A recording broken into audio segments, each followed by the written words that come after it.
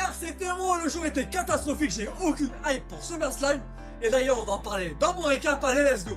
On commencera par la pesée de Obafemi et de Brock Lesnar dans le LMNSL. Obafemi se pèse et puis après on a Brock Lesnar qui débarque. Il enferme Oba dans le LMNSL en mode il a peur de lui. Puis il nous fait une promo et il se casse. Et ça énerve Oba donc il démolit les agents de sécurité.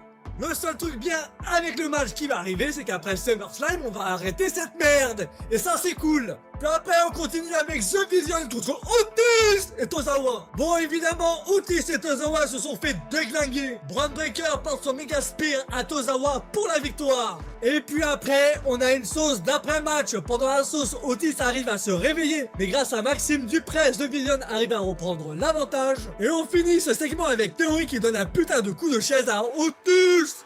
On continue le show avec Javon Evans contre Rusev. Bon ok, le match c'est du déjà vu mais c'est génial. Comme d'habitude j'ai surkiffé, ça bougeait dans tous les sens. Et à la fin Javon Evans arrive à porter son finish pour la victoire. Vu ce que nous propose Javon Evans toutes les semaines, je suis dégoûté qu'il soit pas à SummerSlam. On continue avec le concert de Joe Hendry et de Danhausen. C'était de la merde et c'était gênant. Pendant le concert, on a un boxeur qui débarque pour fracasser une guitare sur Joe Hendry. Et puis après, t'as Dum Dum et Jenny qui sont arrivés, qui ont déglingué Danhausen.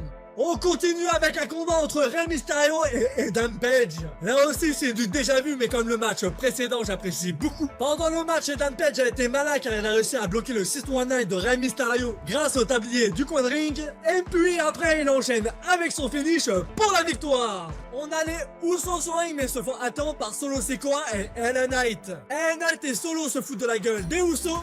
Et puis après ça part en bagarre. Pendant la bagarre, on a Jacob Fatu qui débarque pour se jeter dans la baston. Puis après, on a Rose Kiss qui se jette aussi à l'intérieur. On continue avec Raquel Rodriguez contre Sol Ruka pour le titre intercontinental. On a une Sol Ruka qui a brillé pendant tout le match. Pendant le match, évidemment, on a eu des interventions du jugement de D. Et donc, on a Io qui a débarqué pour attaquer Liv Morgan. Enfin bref, à la fin du match, Roxanne Perez perturbe Sol Ruka. Et grâce à ça, Raquel Rodriguez arrive à porter son finish pour la victoire. Et donc, on est une nouvelle championne. Puis dans le main event, on a Seth Freaking Rollins et Roman Reigns. Les deux nous lâchent une très bonne promo et cette fois-ci c'est Seth qui est rentré dans la tête de Roman Reigns. Donc Roman attaque avec un Superman Punch et un Spear. Puis il va enchaîner avec une chaise mais c'est Seth qui arrive à porter un stomp. Bon, la WWE nous vend ce match-là comme la dernière entre ces deux-là. Et pour une dernière, ça manque d'intensité de fou. Je vous lâche le planning de la semaine car pas mal de vidéos vont sortir. Donc pour pas les louper, abonne-toi à ma chaîne.